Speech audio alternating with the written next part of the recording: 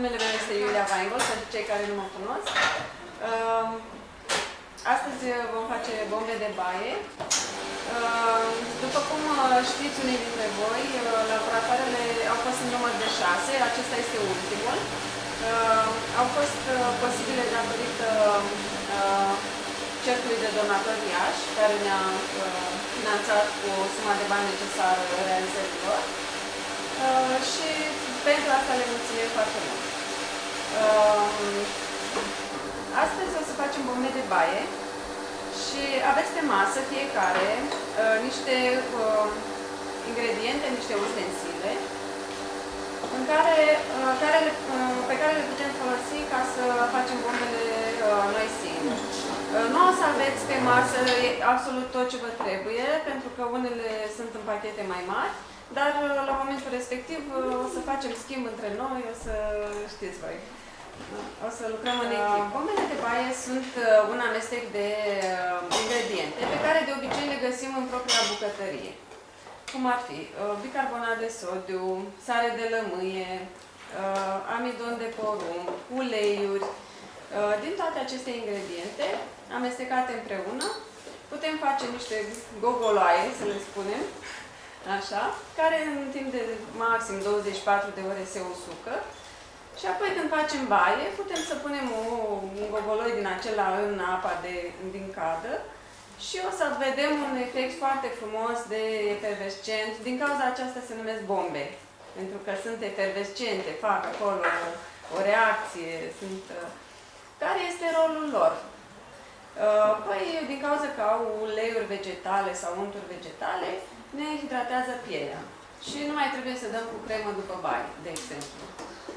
În plus, conținând bicarbonat de sodiu, care este un pic bazic, ca pH, ele reglează un pic pH-ul apei și o fac un pic mai puțin dură.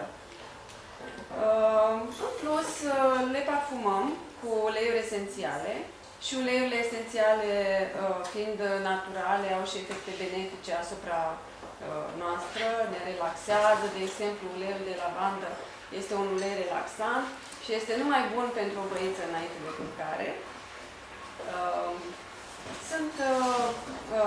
De asemenea, sunt foarte, foarte frumoase. Le putem decora cu plântuțe uscate, cu floricele. Astăzi o să folosim plântuțe de lavandă. Am aici un săculeț. Și sare roz de Himalaya. E bine să nu folosim foarte multe plântuțe, ca să nu înfundăm scurgerea, dar câteva acolo de decor este în regulă. Sarea de baie nu e nicio problemă cu ea, pentru că se dizolvă și e chiar nu lasă nicio urmă în apă. Ok. Haideți să vedem un pic ce ingrediente, ce ustensile avem nevoie. Pentru că avem și copii dintre noi. Pentru ei o să spunem niște măsuri de precauție, nu pentru că am lucrat cu niște ingrediente periculoase, ci pentru că nu este bine să inhalăm prafurile, cum ar fi bicarbonatul de sodiu sau sarea de lămâie. Nici pentru adulți nu este bine, dar ei, fiind mai scunzi, stau mai aproape de masă și atunci o să le dăm câte o mască de protecție. Acum, așa, exact. Bravo! Parcă sunteți tineri doctori în devenire. Tot pe masa copiilor aveți niște mănuși de latex, acele albastre sunt un pic mai micuțe, sunt cele mai micuțe pe care le-am găsit. Așa.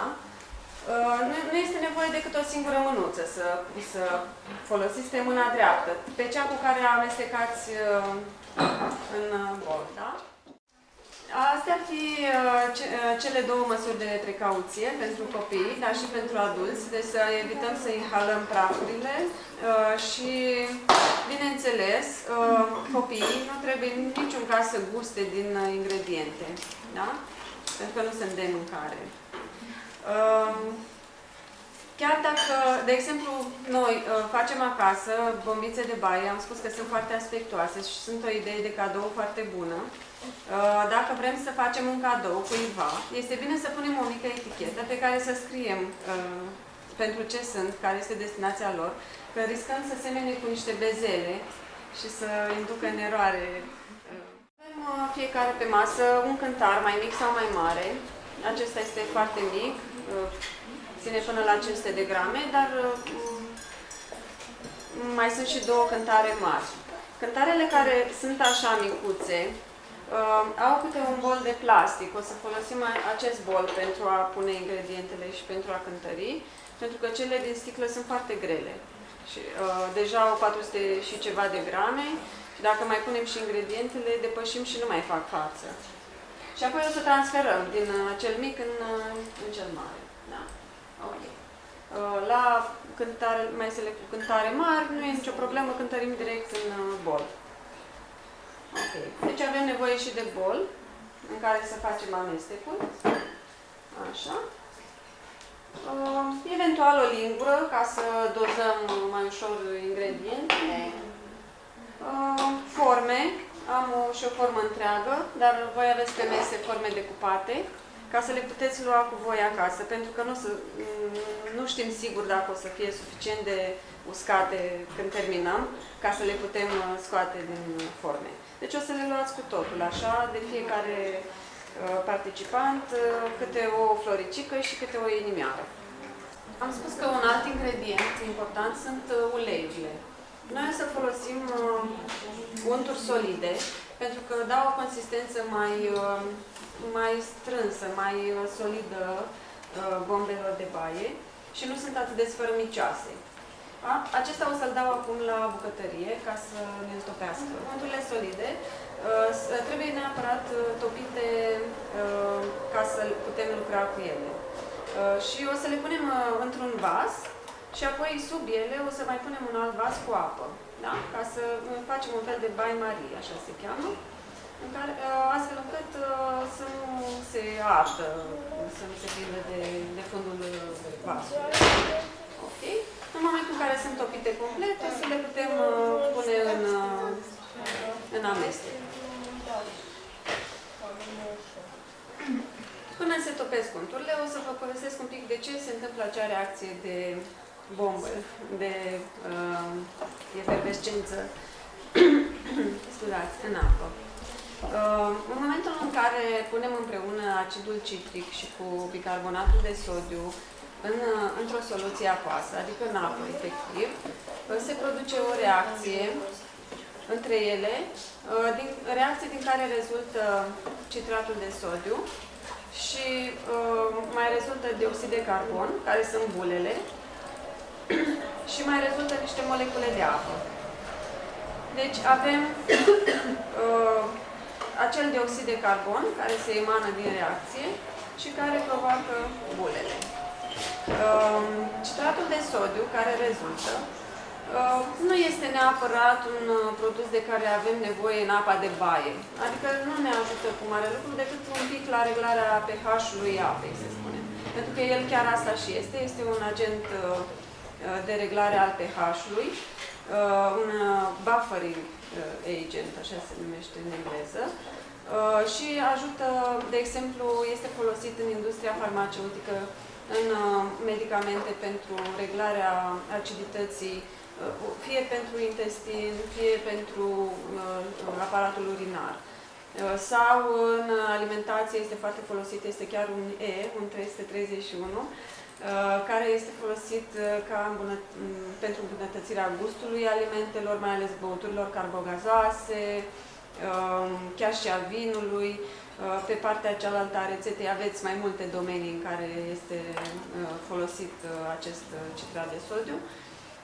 Dar pentru noi, pentru piele, să spun că nu aduce niște beneficii neapărat. Cele mai multe beneficii aduce uleiul. Din această cauză eu am și hotărât să fac rețeta cu ulei, că sunt și rețete de bombe de baie care nu conțin ulei. Acum, despre tensidă, o să vă spun câteva cuvinte, pentru că denumirea ei, SLSA, SLSA, vă poate induce ideea că este un element chimic nociv. Într-adevăr, este un element chimic.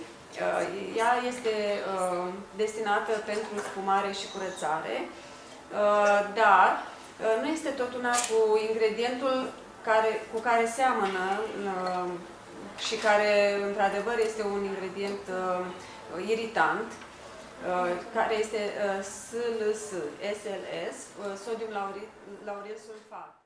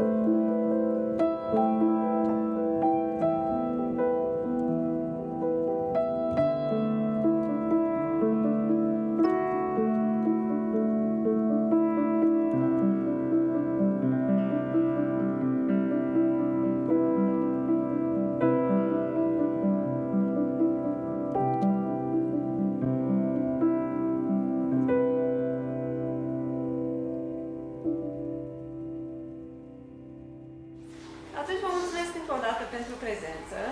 Sper că v-a plăcut. Sper să vă placă baia cu bombe de baie și să vă mai faceți și voi acasă. Vi s-a părut greu? Nu. Mă bucur. Mulțumim gazdelor pentru găzduire și pentru brioșe și ne revedem, sper eu, cât mai curând.